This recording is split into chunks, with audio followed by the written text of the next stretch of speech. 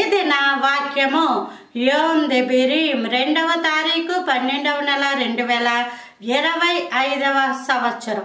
మన దేవుడిస్తున్న చక్కటి మాట ఆదికాండము 6వ అధ్యాయం 9వ వచనం. నోవహు వంశావళి ఇదే. నోవహు నీతిపరుడును తన తరములో నిందారహితుడునై ఉండెను.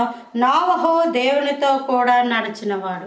నోవహు అన్న పదానికి అర్థం ఏంటంటే బైబిల్ గ్రంథంలో విశ్రాంతి, నెమ్మది. ఇతడు భూమిని యెహోవా శపించినందువలన ఇతడు మన కష్టము విషయంలో కదమ్మా ఎక్కడ ఉంటుంది 5వ అధ్యాయం 29వ వచనం. భూమిని యెహోవా శపించినందువలన కలిగిన మన చేతుల కష్టము విషయంలో మన పని విషయంలోనూ ఇతడు మనకి నెమ్మది కలుగు చేయును అనుకొని అతనికి నోవహు అని పేరు పెట్టెను. భూమిని యెహోవా శపించాడు. అందుకు భూమి మీద ఉన్న వాళ్ళకి నెమ్మది లేదు. ఇప్పటికి చాలామంది పిల్లలకి సైతం నెమ్మది ఉండదు. పెళ్ళైన వారికి నెమ్మది ఉండదు, పెళ్ళి కాని వాళ్ళకి నెమ్మది ఉండదు. భర్త ఉన్న వాళ్ళకి నెమ్మది ఉండదు, భర్త లేని వాళ్ళకి నెమ్మది ఉండదు. భార్య ఉన్న వాళ్ళకి నెమ్మది ఉండదు, భార్య లేని వాళ్ళకి నెమ్మది ఉండదు. ఎవరున్నా ఎవరు లేకపోయినా మనిషి జీవితంలో నెమ్మది అన్నది లేదు.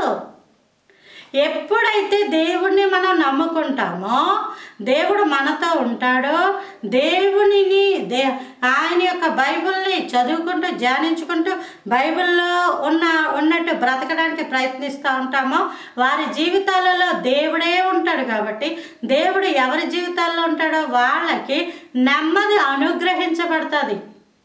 అయితే హిబ్రూ భాషలో నోవహు అన్న పదానికి ఉన్న అర్థం ఏంటంటే విశ్రాంతి, రెస్ట్ అని రాయబడి ఉంది. రెస్ట్ అని రాయబడి ఉంది. ఆ మాటనే ప్రభువారు మత్తయి సువార్త 11వ అధ్యాయం 28లో ప్రయాసపడి భారం మోసుకొంచున్న సమస్త జనులారా నా యొద్దకు రండి, నేను మీకు విశ్రాంతిని కలుగజేతును. దేవుడు మనకి ఏమిస్తాడమ్మా? విశ్రాంతిని కలుగజేసే గొప్ప దేవుడు. దేవుని యొద్దకు రండి.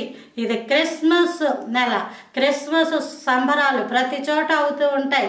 క్రిస్మస్ అంటే కేవలం డిసెంబర్ నెలలోనే కాదు, ప్రతిరోజు దేవుడు మన హృదయంలో జన్మించినటువంటి అనుభవంలోకి రావాలి. మీ ఇంటిలో ఎంతమంది ఉన్నారో నాకు తెలియదు, కానీ వాళ్ళతో పాటు దేవుడు కూడా ఉన్నట్టే నువ్వు లెక్క వేసుకోవాలి. దేవుడు మీ జీవితాల్లో ఉన్నట్టే మీరు లెక్క వేసుకొని వీళ్ళతో పాటు దేవుడికి కూడా మీ విషయాలన్నీ చెప్పాలి. ప్రభా, ఇదిగో నా భర్త, లేకపోతే ఇదిగో నా భార్య, ఇదిగో నా పిల్లలు, వాళ్ళ చదువులు, వాళ్ళ యొక్క భవిష్యత్తు, వాళ్ళు ఇదిగో ప్రభా ఇంత తప్పు ఉంది, ప్రభా ఇలా చేద్దాం అనుకుంటున్నాం, అలా చేద్దాం అనుకుంటున్నాం, నీ చిత్తం ఏంటి, నీ ఆలోచన ఏంటి, నీ చిత్తమే నెరవేరును కాక మమ్మల్ని ఏం చేయమంటావు ప్రభా? ఎలాంటి వ్యాపారం, ఎలాంటి ఉద్యోగం, ఎలాంటి వివాహాలు, ఎలాంటి సంబంధాలు కలిగి ఉండాలయ్యా మేము అని దేవుణ్ణి కూడా మీ ఇంటిలో ఒక సభ్యునిగా మీరు భావించి ఆయన సన్నిధిని మోకరించి సర్వాధికారము కలిగిన దేవునికి నీ బాధనంతా చెప్పుకొని ఆయన యొక్క అధికారమునకు లోబడినప్పుడు నీ జీవితం నెమ్మదిగా విశ్రాంతిగా ఉండును గాక. Praise the Lord. ఆమేన్.